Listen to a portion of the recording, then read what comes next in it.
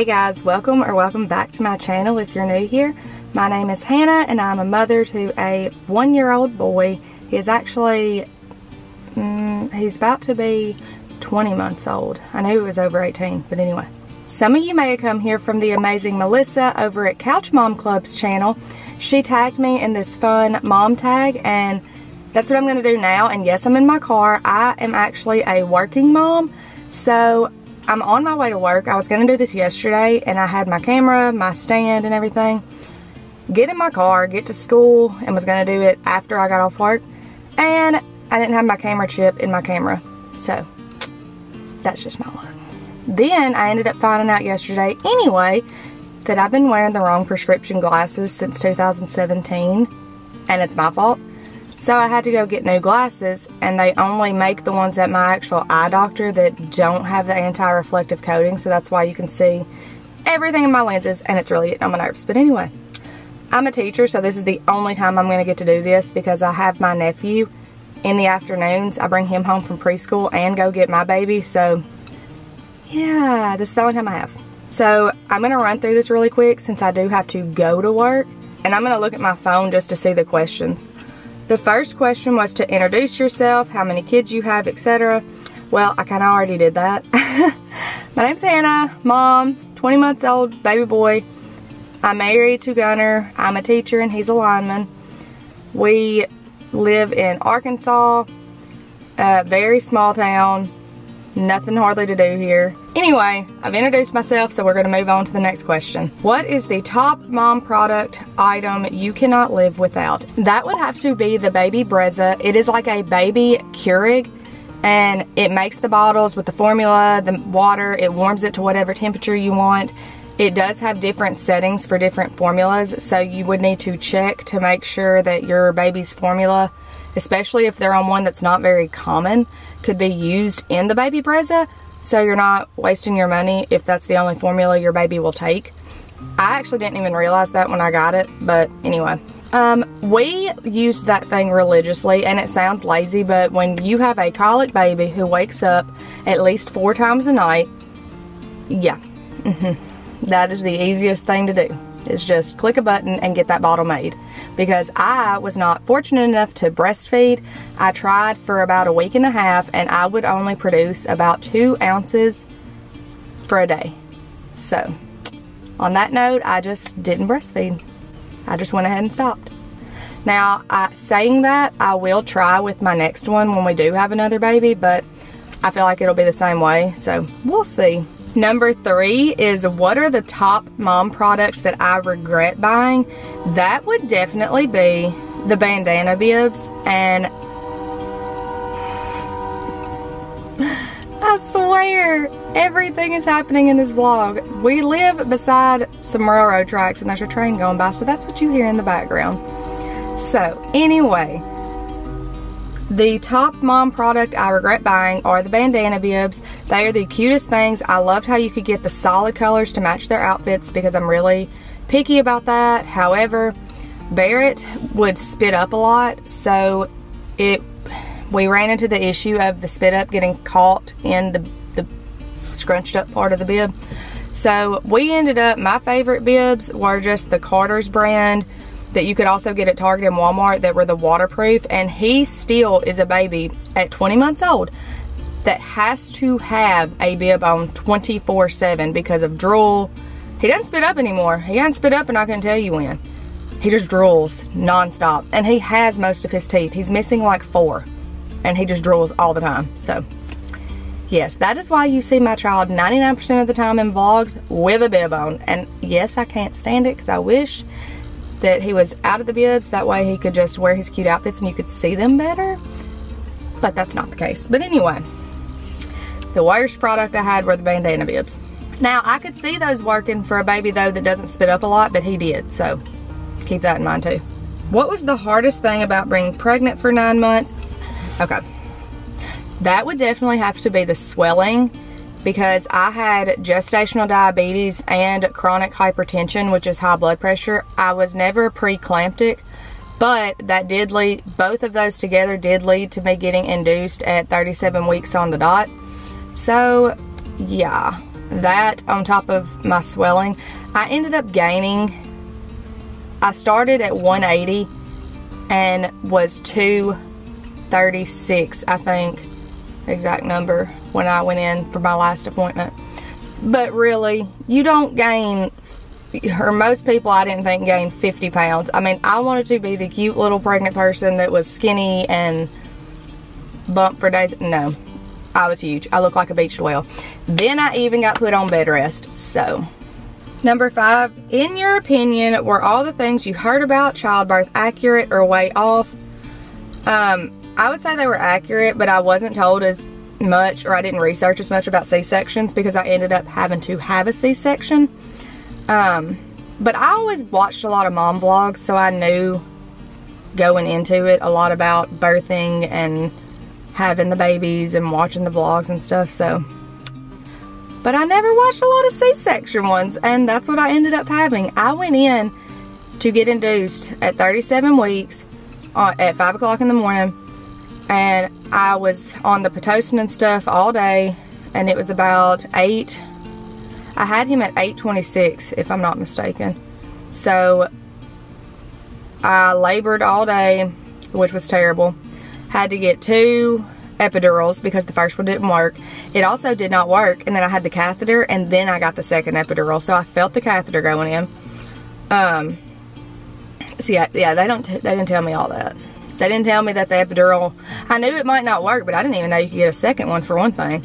Also didn't know that when you have a C-section, they strap you down like you're crucified on the cross. Your arms are like this. So, yeah, that was nice. Number 6, would you have handled childbirth differently if you could redo it? I'm gonna say no, just because I feel like that's the way God intended for it to be, or it wouldn't have been that way. Also, I'm gonna say no because I don't regret having a C-section. That was the easiest recovery I think that I could have had after having a baby.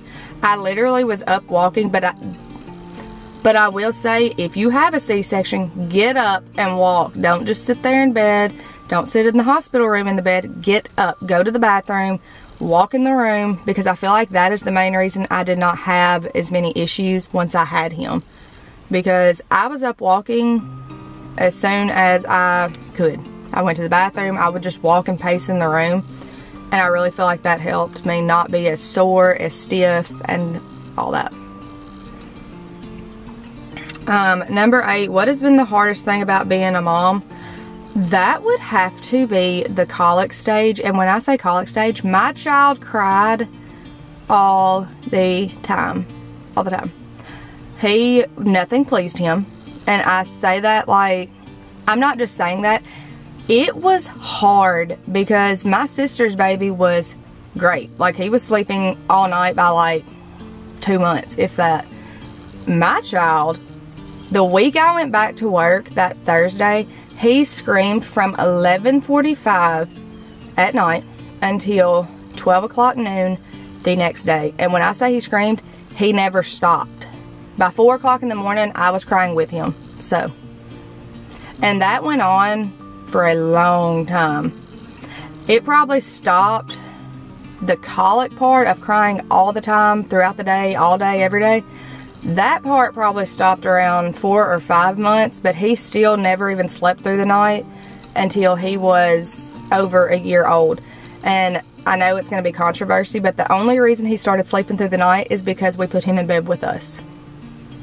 So, now, saying that, I would have never let him co-sleep anywhere close to the newborn stage or anything, just because I would not feel comfortable with that. But once he started sleeping through the night just from being in bed with us, and the only reason I did that too is because he outgrew the bassinet, but he was in the stage where we tried the cry it out method in the crib, and he screamed for 2 hours, finally went to sleep, woke up 15 minutes and screamed again the whole time. I couldn't do it. What was the question again? Yeah, hardest part about being a mom. Colic. What has been the most rewarding thing about being a mom? I would say seeing the milestones as he's growing up.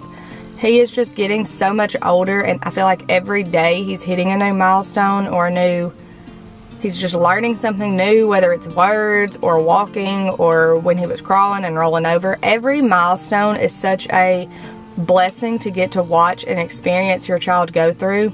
It's the most unexplainable joy that you will have as a mother, seeing your child learn and grow and become a functioning child. And it's just amazing. What was the most surprising thing you discovered about being a mom? That not all babies are nice. Like I said, he cried all the time, and I just thought, I didn't expect it. Like, I knew he would cry, but it was hard. Like, nobody could help. I mean, I remember one time the guys were gone, like my dad and my husband, and I stayed at my mom's because she lives right beside me. Like, here's my house, here's her house. I can walk to her house. My toddler walks to her house with me. But I stayed over there one night, and he was crying nonstop, and I was trying to get him to stop. And she even came in there trying to get him to stop, and it was 1 o'clock in the morning, and he was still crying. So I finally just walked back home, because, I mean, nothing soothed him at all. And I tried everything under the sun, and just nothing helped. I mean, and that was hard. So I always say, and I know people are like, oh, it ain't that bad. A second child could not be worse than what Barrett was. And that's a fact. What was the most exciting milestone? I would say when he started walking. Because he was a very, very late walker. He was late with everything. He was late sitting up, late crawling. But he did not start walking like completely on his own until 16 months. Right around Christmas time was when he was really walking to me. So that was a really big deal. Do you share any similarities with your child, both physical and personality? I definitely feel like he has my goofy personality. Gunner's more kind of laid back and to himself a lot. Looks wise, I did have blonde hair as a child, but I have no idea where he got the blue eyes from, because me and Gunner both have brown eyes. Gunner has the really dark hair, which my hair's dyed. It used to be blonde growing up, and then it turned the dishwater color. That's what I call it, when the blonde turns like a dark brown. Then, since it did that, I ended up always getting highlights and dyeing it blonde. Well, after I had him, I just said, screw it, and dyed my hair brown. So, anyway. But I feel like he probably got the blonde hair from me. I feel like eventually it's going to end up turning Gunner's color, or at least a mixture, because it's already starting to get a little darker. But as far as the rest of it, I really don't know. Like, he's not a baby that's like, oh, he definitely looks like his dad, or oh, he definitely looks like his mom. He has his own look, and I don't know where he got it from, but it is what it is. 13 is, what is something that having a child has taught you? I would have to say patience. I'm a very impatient person, and to have to be made to sit there and console and try your best to make your child happy, knowing there's nothing you can do except try, that part really taught me patience. Gunner still needs to learn a little bit of that patience. Describe your child in a single sentence. Barrett is the best blessing I could have ever received in this lifetime. Number 15 says, how have you changed as a person since becoming a mom? I definitely, so I used to be a pushover, and that has definitely changed. I've gotten to the point where I don't care what people think of me. Like before, I started this YouTube channel when I first had him, and did 2 videos and stopped. One, because I did not have a good quality camera, and I'm the type of person, if I'm gonna do it, I'm gonna fully do it, or I'm not gonna do it. So I was like, if I can't do it good, I'm not gonna do it. But also because I was so scared of the people in our small area that would talk about, oh, she's a YouTuber, like really. So, but once I had him, that whole situation changed. Like, I don't care if people don't like me. I don't care what people might say about me, because I feel like at the end of the day, everybody is going to have something to say about everybody. So that has definitely changed in me since becoming a mother.